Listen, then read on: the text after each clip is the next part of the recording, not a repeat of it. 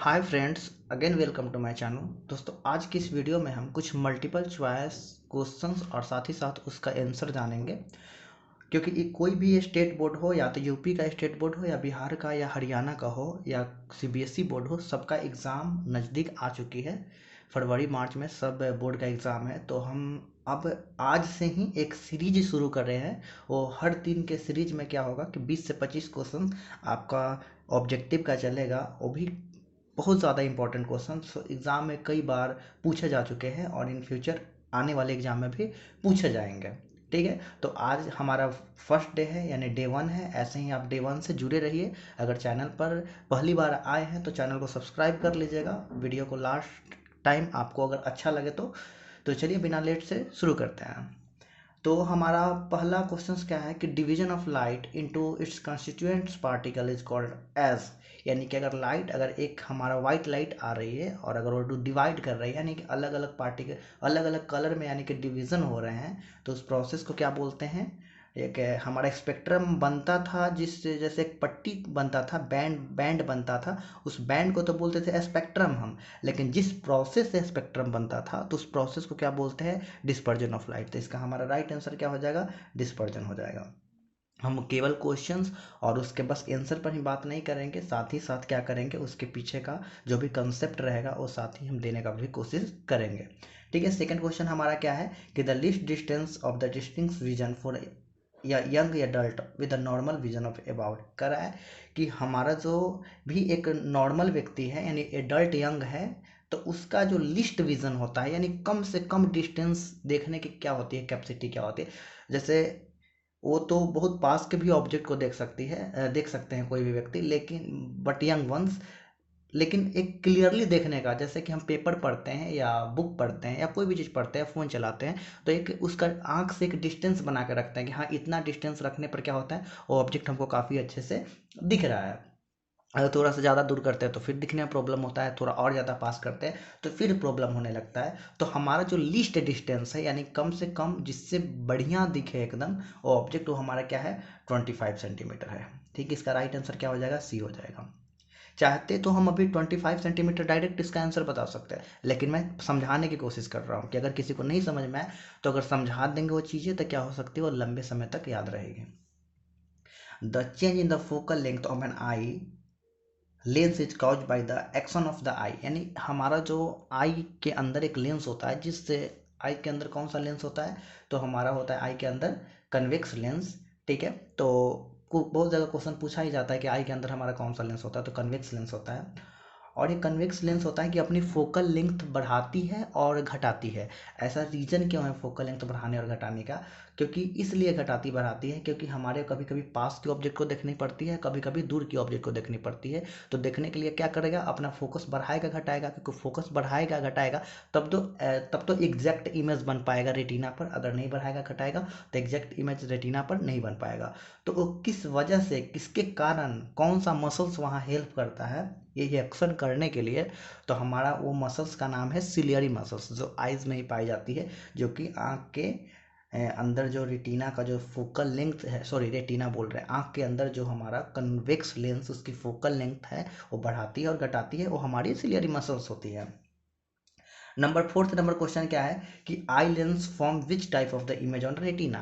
तो अभी बताएं कि आई के अंदर कौन सा लेंस पाया जाता है, तो आई के अंदर कन्वेक्स लेंस पाया जाता है। And we know that the convex lens always form the real and inverted image. क्योंकि हम जानते हैं कि क्या होता है कि कन्वेक्स लेंस ऑलवेज कैसा इमेज फॉर्म कराता है, रियल और इन्वर्टेड। ठीक, मिरर के अपोजिट वर्क करता है। ठीक है,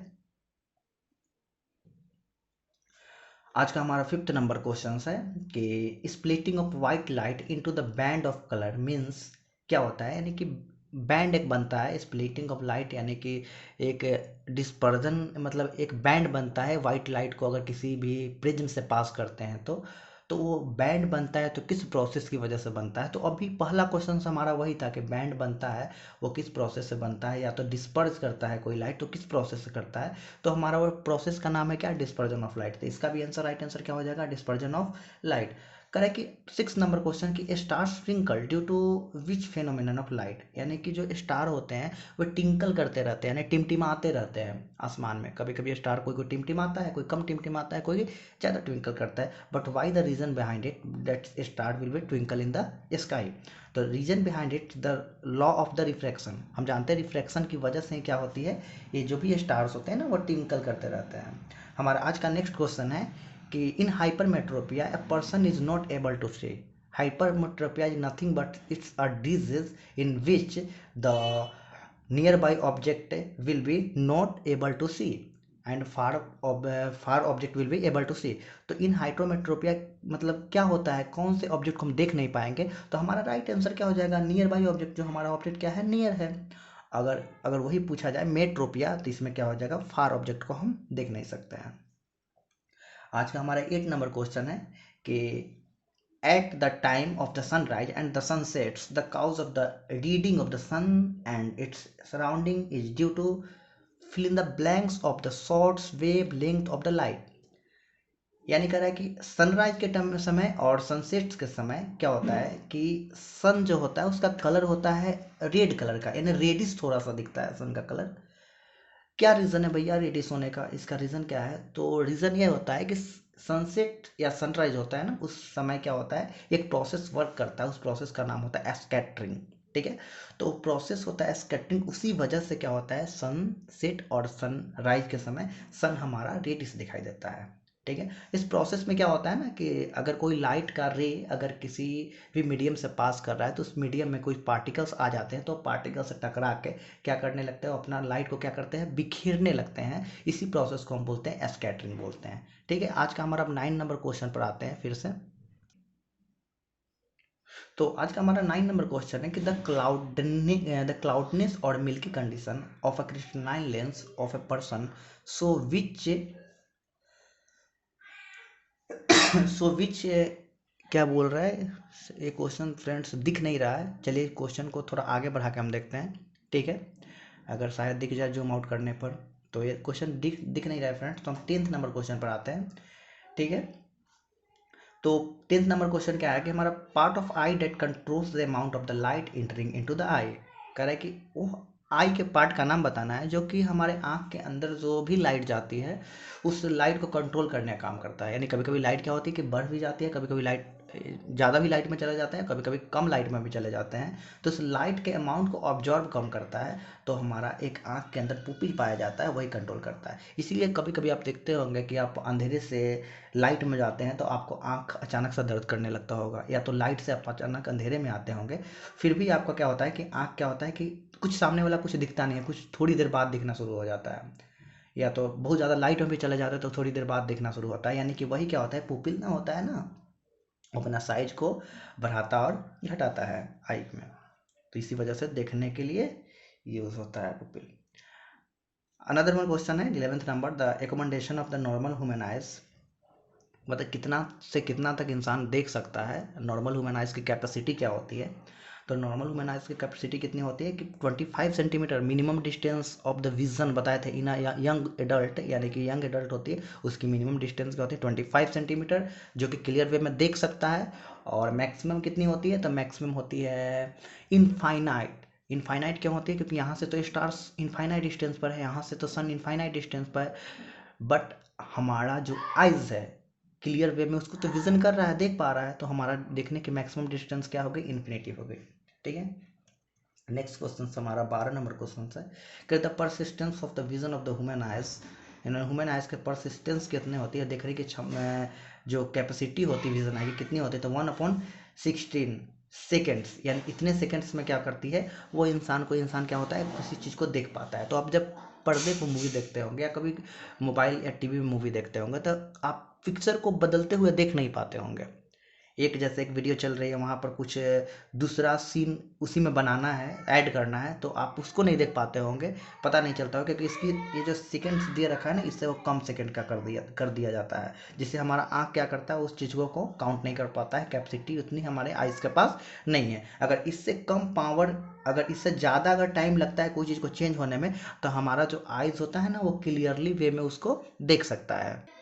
जैसे एग्जाम्पल एक लेते हैं कि एक बोतल जो भी है टेबल पर से नीचे गिरा तो उस बोतल को हम गिरते हुए देख पाते हैं, क्योंकि उसके गिरने की जो टाइम ड्यूरेशन है 1/16 से ज़्यादा है, तो हम देख पा रहे हैं। लेकिन वही कोई इतनी ज़्यादा स्पीड की कोई ऑब्जेक्ट हो, मान लेते हैं एक फाइटर प्लेन्स है, आपके पास से अचानक पास किया जाए तो उस फाइटर प्लेन को आप देख नहीं पाएंगे। एक सुपर बाइक है जिसकी स्पीड बहुत ज़्यादा है, आप आपके पास से गुजारे तो फाइनली उसको देख, नॉर्मली तो देख नहीं पाएंगे उतने बढ़िया से, लेकिन उससे भी ज़्यादा स्पीड को अगर पास किया जाए तो नहीं देख सकते हैं। तो उसको क्या बोलते हैं कि हमारे आइज की कैपेसिटी से ज़्यादा कैपेसिटी वाली चीज़ है, जो कि आइज हमारा चेंज होते हुए चीज़ों को नहीं देख पाया। आज का हमारा 13 नंबर क्वेश्चन है कि presbyopia is corrected by use of, एक प्रेस बायोपिया नाम का डिजीज होता है जो ह्यूमन बींग्स में नॉर्मली एज बढ़ने पर या ऐसे भी कुछ लेंसेज में खराबी आ जाने से के कारण होता है। तो वो प्रेस बायोपिया में कौन सा लेंस का यूज करते हैं, तो इसमें हम बाईफोकल लेंस का यूज करते हैं, यानी कि इसमें 2 फोकस का यूज किया जाता है इस लेंस में।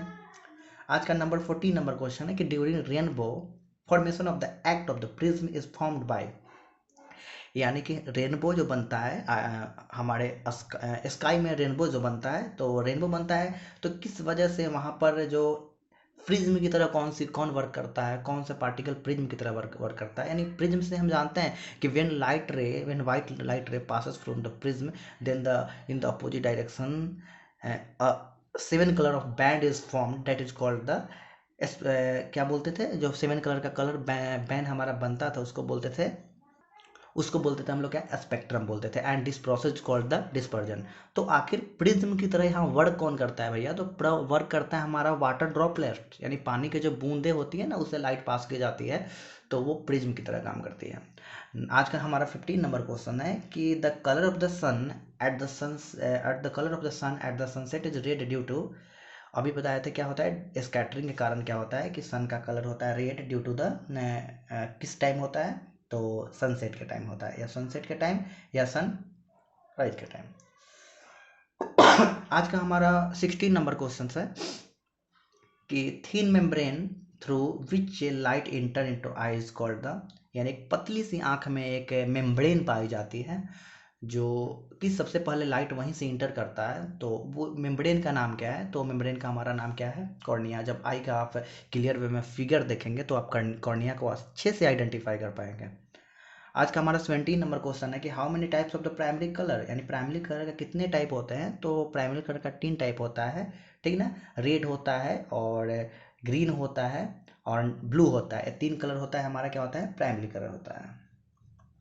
नंबर 18 नंबर क्वेश्चन है कि rainbow is formed cause due to the, तो ड्यू टू किस कारण होता है, तो डिस्पर्जन ऑफ लाइट के कारण होता है। इस प्रोसेस के कारण क्या होता है, रेनबो बनता है। बार बार आपको बताया जा रहा है कि डिस्पर्जन के कारण क्या होता है, 7 कलर का एक बैंड दिखाई देता है, जैसे कि अगर सन की लाइट अगर ड्रॉपलेट से पास होती है, जो कि बारिश के बाद जो ड्रॉपलेट्स आसमान में कुछ रह जाते हैं तो प्रिज्म की तरह ड्रॉपलेट्स काम करते हैं, तो ठीक है एक बैंड बनती है, उसी को तो रेनबो बोलते थे ना। तो किस प्रोसेस से बैंड बन रही थी, तो वो बन रही थी एक डिस्पर्जन हमारा प्रोसेस है, उसी प्रोसेस से हमारा एक बैंड बन रही थी, ठीक है। तो इसमें हो जाएगा dispersion of light is the right answer of the question number 18।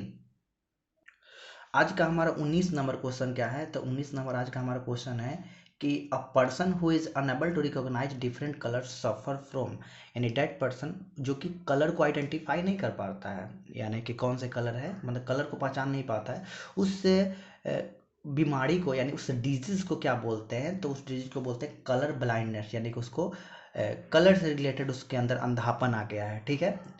अगर 20 नंबर क्वेश्चन की बात की जाए तो at the time of the sunrise and the sunset the cause of the redding of the sun is due to the scattering of light which ray of the light, यानी किस light के तो dispersion process के द्वारा होता है, लेकिन कौन से कलर जो होता है वो क्या करती है, तो कौन से लाइट की वजह से होती है, नहीं कि कौन से कलर की वजह से होती है, तो ब्लू रे की वजह से होती है।